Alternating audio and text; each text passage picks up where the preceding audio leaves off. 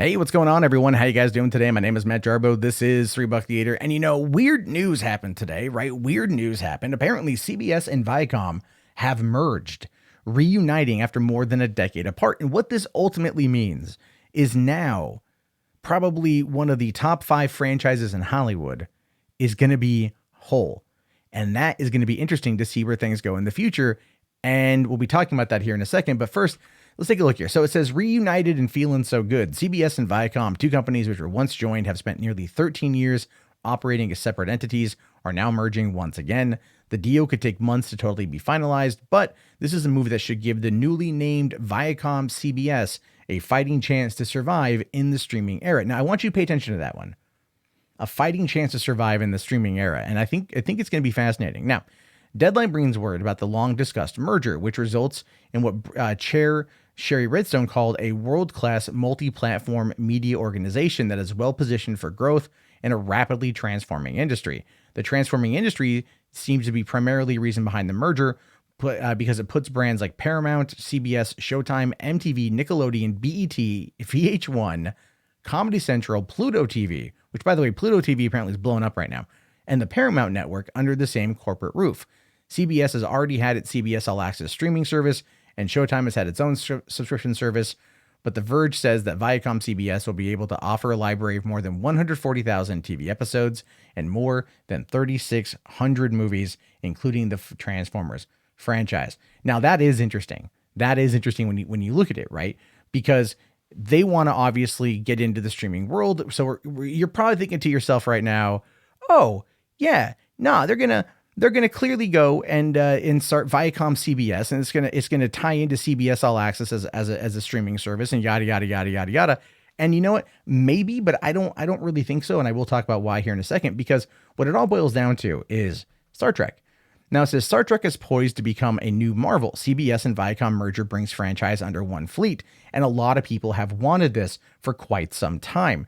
We know that the CBS shows, the All Access shows, are very, very, very contentious with certain people because of how they split they split certain things, and how they're trying to be more like the Kelvin series or Kelvin timeline series, when in reality they can't because of some when it's all done, that's not going to matter anymore. But there's just licensing deals and licensing agreements and everything else. It's crazy. But now that's not going to be an issue, which should be pretty fascinating. But here's the thing. This is what it says. Taking a page from the now Fox expanded Disney book, new Viacom CBS kingpin Bob Bakish made it very clear today that the Star Trek and Mission Impossible franchises have significant potential to leverage across all companies' platforms. The soon-to-be CBS CEO, Joe Inaliello, hit the drum harder himself when he added that with an international angle, that scale is becoming more and more and more important all the time. Again, focus on the international thing. With no lingering licensing barriers, the lucrative property created by Gene Roddenberry is now under one ownership for the first time since Star Trek Enterprise came to an end in 2005. It was, of course, the very next year that CBS and Viacom were split into two separate companies, up until the latest big screen Star Trek offering from Paramount seemed to go into suspended animation last year. CBS Studios were not initially able to use characters on their All Access shows that could also appear in the movies. But that's a different timeline thing. And I haven't watched Discovery, so I don't know how bad it's gotten right now. People tell me it's pretty terrible. It doesn't make a lot of sense. That could be because of licensing issues, which if you follow Midnight's Edge, they do bring that up pretty often. And it's an interesting thing to talk about irregardless. But what I want to talk about here, though, what I find to be fascinating, where my mind is going on this one, and I could be wrong, but I really feel this is where it's going. Netflix. Now, this Star Trek Discovery advertisement this autumn on Netflix, right? Star Trek, short treks, Netflix. Oh my God, more Netflix, Star Trek Discovery. Seeing a thing here? Seeing a thing here? Obviously, Star Trek on Netflix is a big deal. Internationally, it is a big deal, but not here locally. Now, we know that CBS All Access has not shared its necessary subscriber data, so we don't know how good it is. We don't know how great it is. We don't know how well it's doing. If it was doing better, they'd probably trying to scale it back in regards to the Netflix deal that they have, because Netflix co-produces, I think, and co-finances the show as well. They would find a way to bring it back and to expand it on their own ability to make as much money as they can. It's not going to happen. what I think is going to happen here, and I've been saying this for a while, is that Netflix and Paramount, like I said, Netflix was going to purchase Paramount, and I still think that could happen. I still think that could possibly happen. But if they're merging everything together, that means they're going to want to work a deal with Paramount directly. And the reason why I say this is because, for one, we just had the Rocko's Modern Life come out.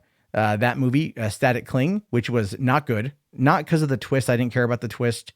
That story, I just felt the thing was boring. We got Invader Zim coming out, I think, this week as well, or next week or whatever. And then you've also got the Star Trek Discovery shows that are going to be international on Netflix. And keep in mind, Netflix is expanding into more and more and more international markets. And since Star Trek is a worldwide brand with a lot of love worldwide, it makes a lot of sense to bring those particular shows internationally with Netflix. It just makes more sense.